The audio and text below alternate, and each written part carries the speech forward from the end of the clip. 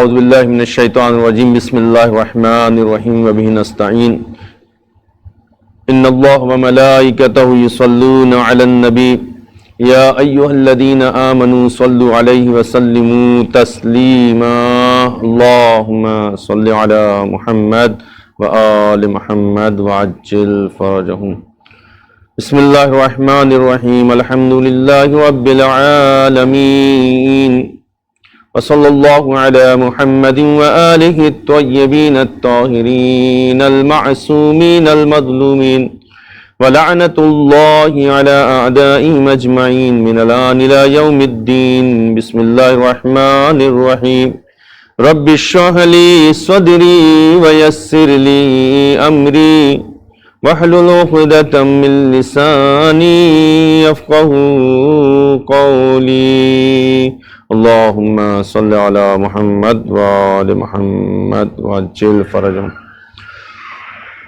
حاضرین اکرام، ناظرین اکرام، السلام علیکم ورحمۃ اللہ وبرکاتہ۔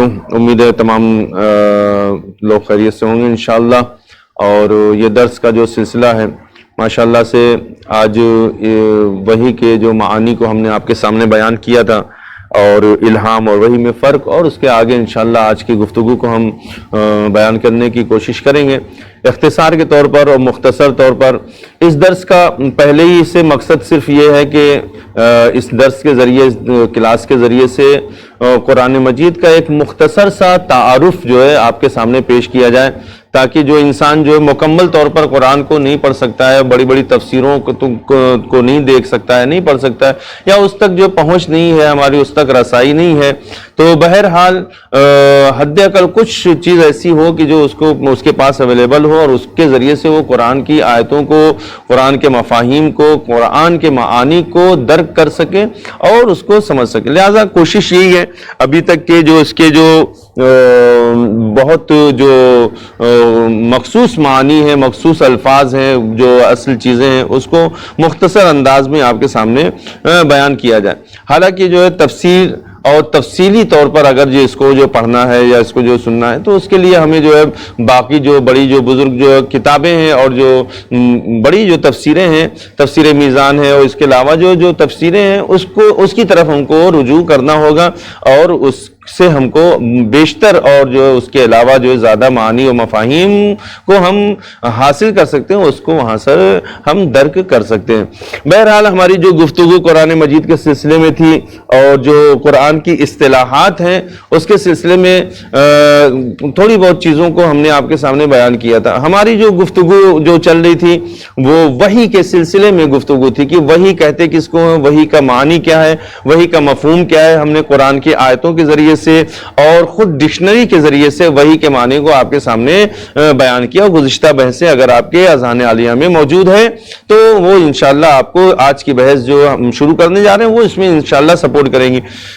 پچھلے درس میں ہم نے جو بیان کیا وحی کے اور جو الہام کے درمیان جو فرق جو پایا جاتا ہے، وحی ایک الگ چیز ہے، الہام ایک الگ چیز ہے، دونوں میں فرق کیا ہے اس کو ہم نے باقاعدہ طور پر بیان کیا۔ اب مختصر سے وقت میں ہم دوبارہ اس کو ریپیٹ نہیں کر سکتے، آپ انشاءاللہ اس کے پہلے والا درس جو انشاءاللہ اس کو سنیں تاکہ جو وہ چیز جو بہترین طریقے سے واضح ہو سکے۔ آج جو بہت اچھی جو بحث ہے، ایک وہ بحث کو، اس درس کو آپ کے سامنے پیش کرنا ہے کہ قرآن مجید کہ جب وحی کی بات ہوتی ہے اور الہام کی باتیں ہوتی ہیں تو روح کا تذکرہ بھی آتا ہے، اور روح کا تعلق بھی وحی سے ہے، اور وحی کا تعلق جو روح سے ہے کہ نہیں ہے، یہ ساری چیزوں کو ہم کو دیکھنا ہے۔ لہٰذا ایک بہت ہی اچھی اور جو بہترین گفتگو کو آج ہم آپ کے سامنے پیش کریں وحی کے سلسلے میں، کہ وحی چونکہ ایک خالصتاً روحانی مسئلہ ہے، وحی کا تعلق روح سے ہے، اور اس کا تعلق براہ راست روح سے پایا جاتا ہے، اس لیے افاد عام کے لیے، عمومی فائدے کے لیے ہم یہاں پر وجود روح کے بارے میں قدیم اور جدید فلسفے میں اور ان کے نظریات میں اس کو خلاصے کے طور پر پیش کریں گے کہ وجود روح کی حیثیت کیا ہے اور حقیقت کیا ہے۔ سب سے پہلی چیز جو ہے ذات انسان کے خود جو اپنی ذات جو ہے، اس انسان کا ایک باطنی وجود ہے، خود جو ہے روح جو ہے انسان کا ایک باطنی وجود ہے جس سے کوئی انکار نہیں کر سکتا۔ روح کو نکال دیا جائے، روح کو اگر انسان کے بدن سے نکل گئی تو اسے مردہ تصور کیا جاتا ہے۔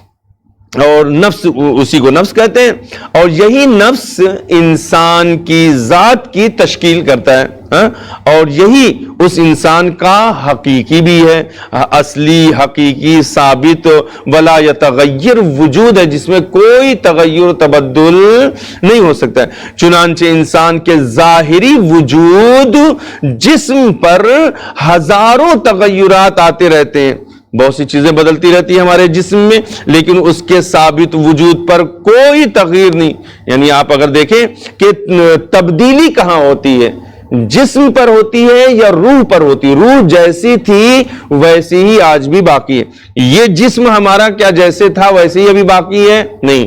بچپن میں جب ہم پیدا ہوئے تو جسم ہمارا کسی اور طریقے سے تھا، دھیرے دھیرے جو ہے بڑھنے کی موارد میں جب ہم آئے، مرحلے میں ہم آئے، تو جو ہے تدریجی طور پر آہستہ آہستہ ہمارا جسم، ہماری بناوٹ، ہمارے چہرہ، خد و خال، یہ ساری چیزیں بدلتی چلی گئی، اور اس چیز کو ہر انسان درک کر لیتا ہے کہ اس کی ذات اس جسم کے ماورا کسی اور شے کا نام ہے۔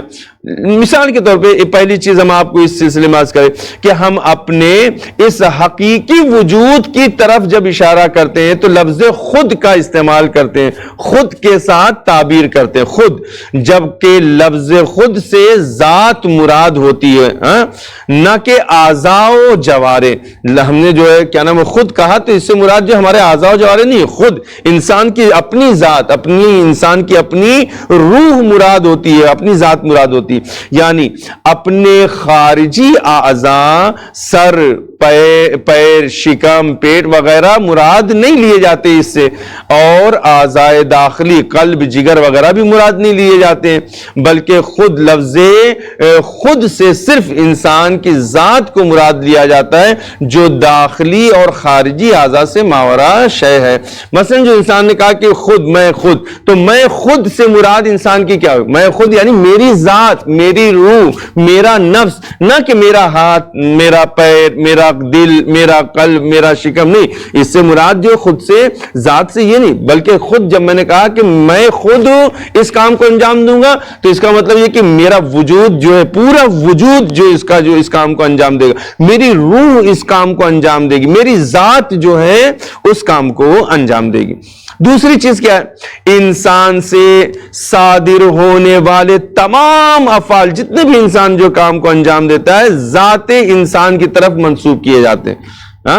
مثال کے طور پہ جو بھی کام انسان کرتا ہے، انسان کر رہا ہے، جو بھی مثلا میں نے جو ہے قرآن کو اٹھایا، تو سامنے جب انسان سے پوچھے بھائی اس نے کس چیز کو اٹھا کے رکھا ہے، کس نے اٹھایا ہے، کہا کہ اس شخص نے اٹھایا ہے۔ یہ نہیں کہے گا کوئی کہ اس کے ہاتھ نے اٹھا رکھا ہے، یعنی اس کو غور کرنے والی بات، یہ کوئی نہیں کہتا کہ اس کے ہاتھ نے اس کو اٹھا رکھا ہے۔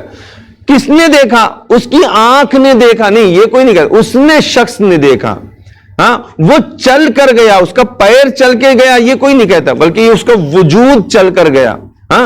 یہ ساری چیز اس کی ذات انسان کی طرف منسوب کی جاتی، اور کہتے ہیں کہ میں نے کہا، میں نے مارا، میں نے کھایا، میں نے بات کی، میں نے اس کام کو انجام دیا۔ ان افعال کو اپنے اعضاء و جوارے کی طرف نسبت نہیں دی جاتی، اور یہ نہیں کہتے کہ میرے ہاتھ نے مارا، میری زبان نے یہ کہا اور یہ کیا، وہ کہ نہیں، بلکہ جو ہے انسان اپنے ذات کی طرف کوئی بھی کام کو جو منسوب کرتا ہے، اپنے وجود کی طرف منسوب کرتا ہے، اپنی روح کی طرف منسوب کرتا ہے، اپنے نفس کی طرف سارے کام کو منسوب کرتا ہے۔ تیسری چیز کیا ہے کہ جب ہم نے اگر کسی سے خطاب کیا ہے، یعنی جب ہم کو جو کسی سے جو خطاب کرنا ہو، یا کسی کی مدح یا مذمت کرنا ہو، کسی کی تعریف کرنا ہے یا اس کی تذلیل یا مثلا تعریف نہیں کرنا ہے، تو ذات انسان کو سامنے رکھا جاتا ہے۔ اس وقت انسان کی یہ ذہن میں نہیں ہوتا کہ میں اس کے سر کی تعریف کر رہا ہوں، میں اس کے پیر کی تعریف کر رہا ہوں، میں اس کے ہاتھ کی تعریف کر رہا ہوں، میں اس کی آنکھ کی، نہیں،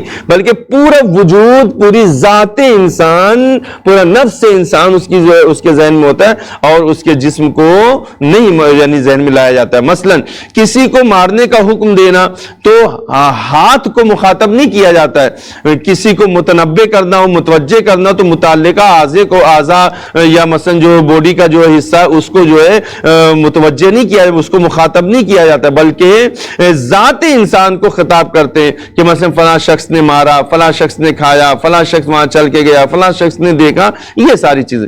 چوتھی چیز کیا ہے کہ انسان اپنے اعضاء سے غافل ہو سکتا ہے لیکن اپنی ذات سے ایک لمحے کے لیے بھی غافل نہیں ہو سکتا.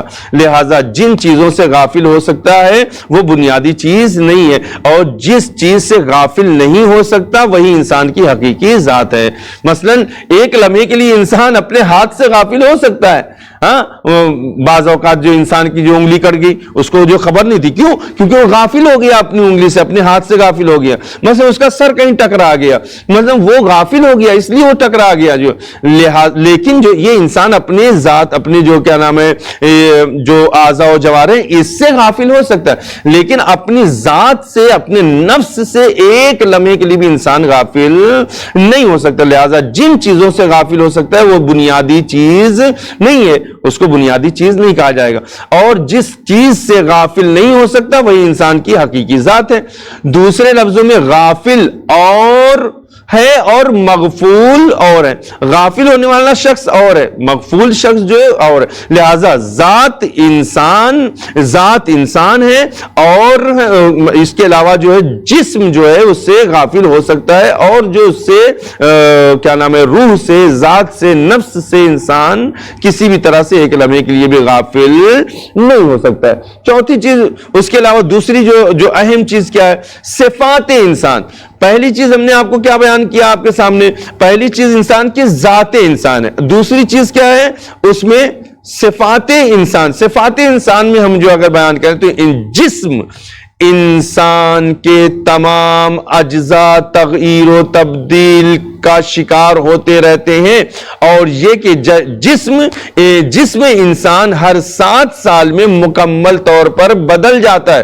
یعنی 7 سال پہلے انسان کا جسم کچھ اور تھا، اب 7 سال کے بعد اس کا جسم کچھ اور ہے. پھر 7 سال نیکسٹ جو 7 سال کے بعد اس کا جسم کچھ اور ہوگا، پھر نیکسٹ 7 سال کے بعد اس کا جسم کچھ اور ہوگا. ہر 7 سال میں اس کا جسم بدل جاتا ہے بالکل پوری طریقے سے.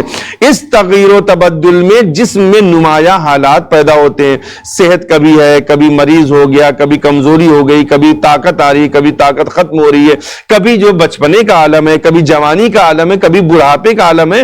لہٰذا یہ تدریجی طور پر آہستہ آہستہ آہستہ جیسے جیسے زمانہ گزرتا رہتا ہے انسان کے جسم میں تغیر و تبدل جو پیدا ہوتے رہتا ہے، اور جو کیا نام ہے ہر 7 سال میں جو انسان کا جسم پوری طریقے سے بدل جاتا ہے. اب وہ جو پہلے جو چیزیں تھی اب وہ اس کے پاس جو جسم میں نہیں، وہ مکمل طور پر اس کی جسم میں تبدیلی ہو چکی. ہاں لیکن نفس اس کا بدل گیا نہیں، نفس جیسے پہلے تھا وہ ابھی بھی نفس اس کے پاس موجود ہے، اس میں کوئی یعنی تبدیلی نہیں. کہتے ہیں اس کے ساتھ ساتھ ان میں ایسے اوصاف بھی پائے جاتے ہیں جو ثابت اور لا یتغیر ہیں، اور خواہ کتنی ہی جسمانی تبدیلیاں آ جائیں ان اوصاف میں ذرہ برابر بھی تبدیلی نہیں آتی.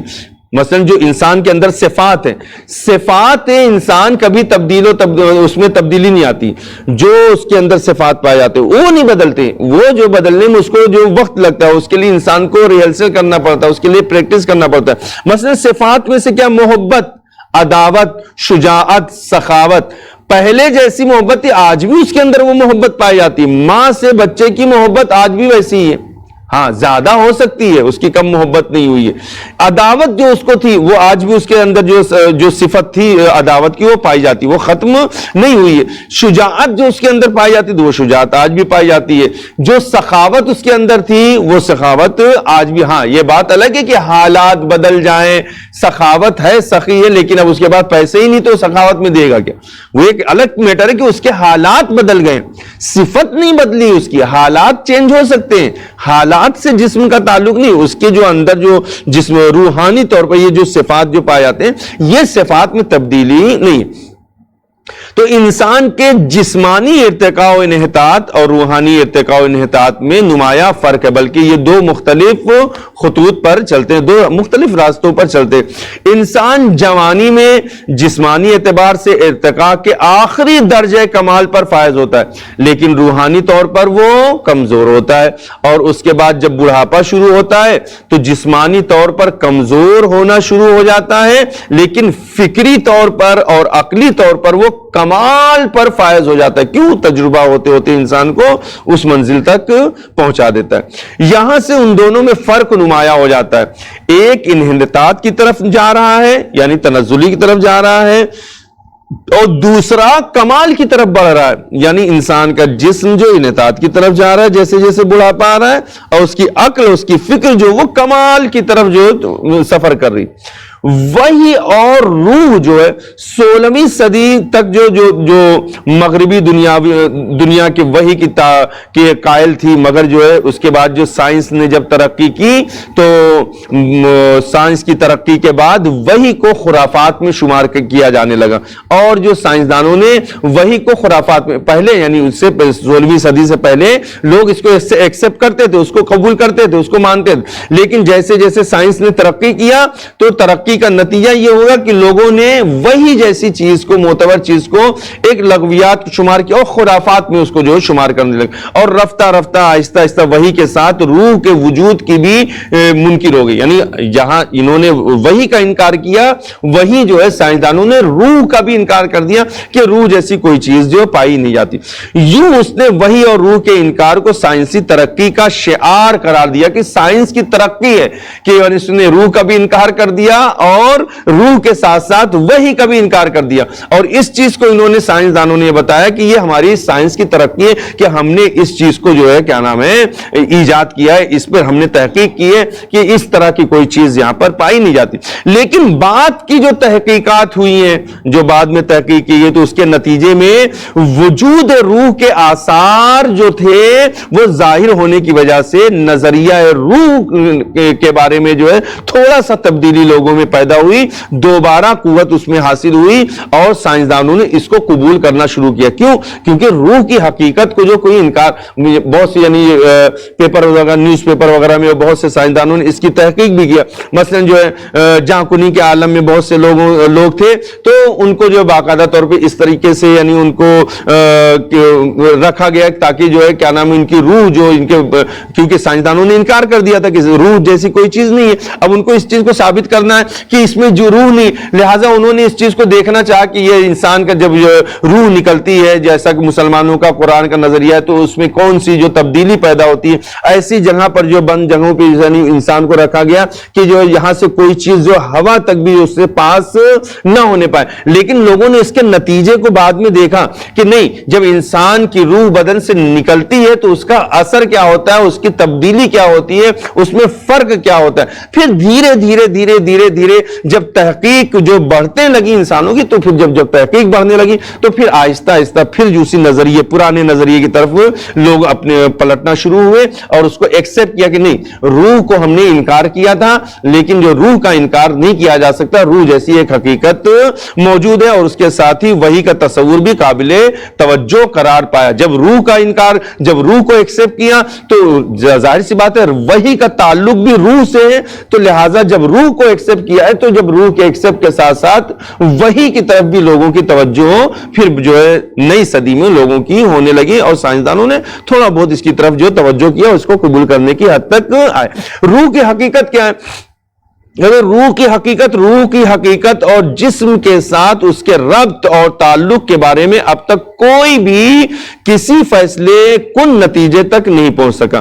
پھر بھی علم نفسیات اور فزیولوجی کی تحقیقات اور انکشافات نے بہت سی اہم باتوں پر سے پردہ اٹھایا ہے اور اس کو پردہ اٹھانے کو ضروری سمجھا.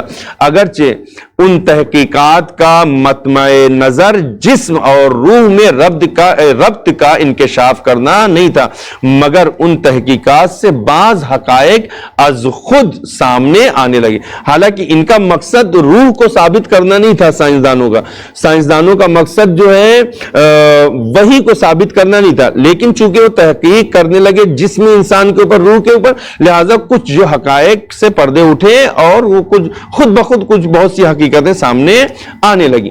لیکن اسلامی فلسفے میں روح اور حرکت مادہ کا مسئلہ ملا صدر الدین شیرازی نے کافی حد تک حل کر دیا, اور انہوں نے اس کو بیان کیا، اس کے بارے میں بہت سی پیچیدہ مسائل کو قابل فہم بنا دیا۔ صدر الدین شیرازی سے پہلے حرکت صرف مادے کے اوصاف میں ہی منحصر سمجھی جاتی تھی، یعنی مادہ صرف کیفیاتی، کیمیاتی، مکاناتی اور محوری حرکت رکھتا ہے، لیکن صدر الدین شیرازی نے حرکت جوہری کا وصول روشناس کراتے ہوئے حقیقت مادے کی حرکت کو ثابت کیا، اور آپ فرماتے ہیں جیسا کہ کائنات میں ایک سطحی اور ظاہری محسوس حرکت موجود ہے، اسی طرح ایک ایسی حرکت بھی موجود ہے جو اس کائنات کی گہرائی میں ہے اور محسوس نہیں ہوتی، اور یہ کائنات کی جوہری حرکت ہے، اور یہ حرکت باقی تمام حرکتوں کی اصل اور بنیاد ہے، اور اسی حرکت کے نتیجے میں مادی اجسام کی مختلف اقسام وجود میں آتی ہیں۔ روح بھی قانون نے حرکت کا ایک نتیجہ ہے، اور مادہ اس پر قادر ہے کہ وہ اپنی آغوش میں ماورائے مادے کی پرورش کرے۔ در حقیقت مادہ اور غیر مادہ میں کوئی خاص منافات و فرق نہیں ہے، اور غیر مادہ در حقیقت مادے کی ارتقائی منزل کا ثمر ہوا کرتا ہے۔ بہرحال واضح ہے کہ حرکت سے قطع نظر روح مادے کا نتیجہ نہیں ہے، بلکہ حرکت کا نتیجہ ہے، اور حرکت مادے اور روح میں رابطہ قائم کرتا ہے، اس کا جو رابطہ ہے۔ ملا صدر الدین شیرازی کی اس عظیم علمی تحقیق کے بعد روح اور جسم میں ربط قابل فہم ہو جاتا ہے۔ مثال کے طور پہ مادہ پرست روح کو مادے کے اجزاء کے باہمی ارتباط کا نتیجہ سمجھتے ہیں، بنیاد یا مثلا بیناور روح کو بھی مادے کی خاصیتیں دینے کی کوشش کرتے ہیں، جبکہ اس کی حقیقت کیا ہے؟ حقیقت کیا؟ ملا صدر الدین شیرازی کے مطابق روح ارتقاء مادے کی آخری منزل کا ثمر ہے، لہذا روح مادے سے جدا بھی ہے، اور یہ دونوں ایک بھی نہیں ہو سکتی، بلکہ روح مادے کے ساتھ مربوط ہونے کے باوجود اپنا مستقل غیر مادی وجود رکھتی ہے۔ اس نظریے کو انسان کو ماننا ہوگا۔ بہرحال روح کے غیر مادی ہونے پر بھی بے شمار دلائل موجود ہیں، اور یہاں پر اس کو جو ہے بہت زیادہ جو بیان کرنے کی ضرورت نہیں ہے، کیونکہ بحث جو بہت زیادہ طولانی ہو جائے گی۔ مختصر طور پہ ہم یہاں پر ان میں سے صرف ایک ایسی دلیل پیش کرنے پر اکتفا کرتے ہیں کہ جو جدید علم نفسیات کی روشنی میں بھی قابل قبول ہے، اور فلسفے کی اصطلاحات کی پیچیدگیوں سے بھی جو اس کو صاف کیا جا سکتا ہے، اس کو بیان کیا جا سکتا ہے۔ بہرحال کہتے ہیں کہ خود آگاہی، یعنی انسان جو خود جو ہے یعنی کسی طرف متوجہ ہوتا ہے، جس کو خود آگاہی کہا جاتا ہے، یہ بات اس کے لیے ایک واضح حقیقت ہے کہ ہر شخص اپنے آپ کا شعور رکھتا ہے اور جانتا ہے کہ میں موجود ہوں۔ کوئی انسان اپنے وجود سے انکار کر سکتا ہے؟ کوئی یہ کہہ سکتا ہے کہ میں موجود نہیں ہوں؟ نہیں، ہر انسان جو اپنے وجود کے بارے میں باشعور ہوتا ہے، باخبر ہوتا ہے، وہ اپنے بارے میں کہہ سکتا ہے میں موجود ہوں۔ اور کائنات میں سب سے واضح حقیقت ہر شخص کے لیے اپنی ذات کا وجود ہوتا ہے، یعنی انسان خود اپنے وجود کا انکار نہیں کر سکتا ہے۔ یہ ایک ناقابل تردید حقیقت ہے جس کو کوئی جو انکار نہیں کر سکتا۔ البتہ اس وجود کی تہ تک پہنچنا دوسری بات ہے۔ اس حقیقت کی گہرائی کا ادراک کرنے کے لیے تو دلیل اور غور و فکر کی ضرورت بھی ہے، مگر اپنی ذات کے وجود کو ماننے کے لیے کسی دلیل کی، کسی مثلا جو ثابت کرنے کی جو ضرورت نہیں ہے۔ ہم یہاں موجود ہیں، اس میں ثابت کیا کرنا؟ میں یہاں پر موجود ہوں، مجھے ثابت کرنے کی ضرورت نہیں، میرا وجود پایا جاتا ہے۔ لہذا کبھی کسی کو اس بات پر دلیل قائم کرنے کی ضرورت محسوس نہیں ہوئی کہ میں موجود ہوں۔ اب یہ خود، یہ جو لفظ خود ہے جو ہر شخص کے لیے واضح ہے، یعنی میں خود، میری ذات، میرا نفس، میری روح، یہ خود جو ہے اس کی حقیقت کیا ہے، اس کے بارے میں گفتگو۔ کیا یہ مادہ ہے یا غیر مادی ہے؟ اس بارے میں دو نظریے پائے جاتے ہیں۔ پہلا نظریہ کیا ہے؟ مادیت کا۔ کچھ لوگ کہتے ہیں کہ میرا وجود، میری ذات، یہ جو میں خود، یہ جو ہے پہلا نظریہ ہے کہ وہ کہتے ہیں کہ مادیت ہے، مادیت پرست کا نظریہ، مادہ ہے۔ اور دوسرا نظریہ کیا ہے؟ کہتے ہیں یہ جو ہے کیا نام ہے، مادہ تو نہیں ہے، ما بعد الطبیعیات میں سے پہلا اس حقیقت کو مادی اور دوسرا غیر مادی سمجھتا ہے۔ مادیت کا جو نظریہ یہ ہے کہ خود، لفظ خود جو ہے ایک ثابت شے نہیں ہے، بلکہ اس میں ہر آن ایک تسلسل سے تبدیلی واقع ہوتی رہتی ہے۔ اس نظریے کے حامی یہ کہتے ہیں کہ یہ کہنا درست ہے کہ میں ہوں اور میں نہیں بھی ہوں۔ وہ اس لیے کہ نہر کی مثال پیش کرتے ہیں اس سلسلے میں کہ نہر کا پانی ہر آن کیا ہوتا ہے؟ بدلتا رہتا ہے، اور ہر لحظہ مختلف پانی سامنے آتے رہتا ہے۔ مثلا نہر جو جاری ہے نہر، تو اب یہ نہیں کہ جو پانی پہلے تھا یہاں پر موجود وہ ابھی نہیں، پانی نہر کا جاری ہے، تو یہ جو یہاں پانی تھا وہ آگے جو بہ گیا وہ آگے پہنچ چکا ہے۔ ابھی جو نہر میں پانی موجود ہے وہ پہلے والا پانی نہیں ہے، بلکہ یہ جو تازہ پانی، اب یہ جو بہ کے جا رہا ہے دوسرا پانی ہے، اس کے بعد آنے والا جو پانی، یہ جو اس میں تبدیلی ہوتی رہتی ہے اور اس میں جو بدلاؤ ہوتے رہتا ہے، اور ہر لحظہ مختلف پانی سامنے آتا ہے۔ اس کے باوجود نہر ایک ہے۔ یعنی کوئی نہر سے انکار کر سکتا ہے کہ نہر ہی نہیں ہے؟ کیا یہ نہر نہیں ہے، الگ چیز ہے؟ نہیں، نہر سے انکار نہیں ہے، نہر ہے وہاں پر موجود ہے، لہذا وہ ان مسلسل ادراکات کو جو ایک تسلسل کے ساتھ قائم رہتے ہیں اس کا خود کا نام دے دیتے ہیں۔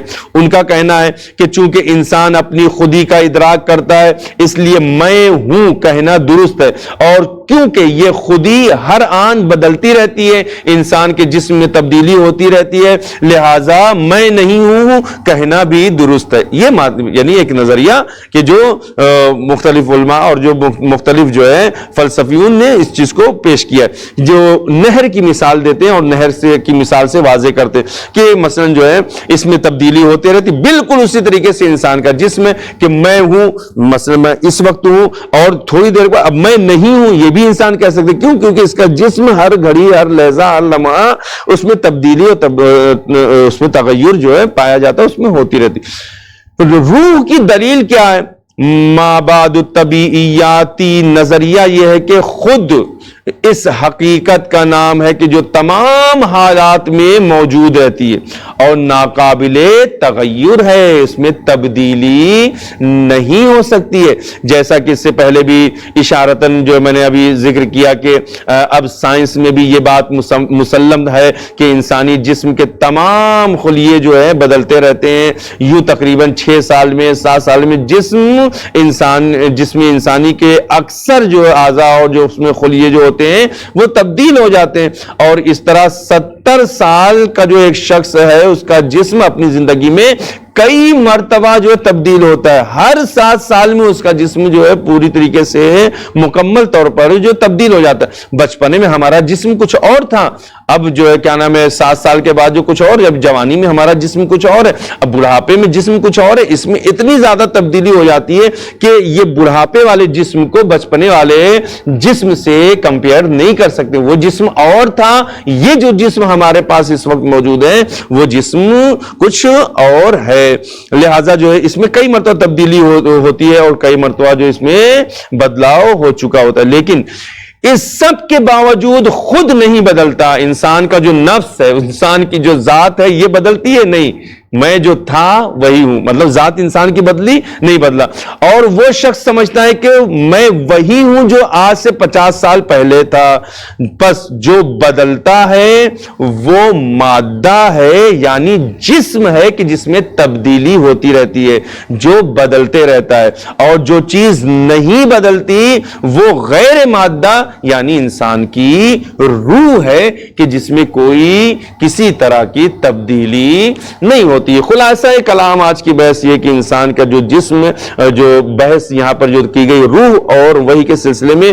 وحی کو سمجھنے کے لیے وحی کا تعلق پوری طریقے سے روح سے پایا جاتا ہے، لہذا اب اگر اس کو سمجھنا ہے تو ہمیں اپنے جسم، اپنی وجود، اپنی ذات کے ذریعے سے سمجھنا ہوگا کہ جو اس سلسلے میں گفتگو کی گئی کہ انسان کا جسم، اس میں تبدیلی ممکن ہے، انسان کے جسم میں تغیر تبدل ہو سکتا ہے، لیکن انسان کی روح میں کسی بھی طرح طرح کی کوئی تبدیلی کبھی بھی نہیں ہوتی. لہٰذا یہ جو نظریہ قائم کیا گیا وہ نظریہ کیا ہے کہ جو چیز بدلتی ہے وہ چیز مادہ ہے. مادہ جسم انسان کا یہ بدلتے رہتا ہے. ہر 7 سال میں انسان کا جسم تبدیل ہو جاتا ہے, اس میں تبدیلی واقع ہو جاتی ہے. لیکن جو چیز بدلتی نہیں ہے وہ کیا ہے؟ وہ انسان کی روح, غیر مادہ یعنی انسان کی روح ہے.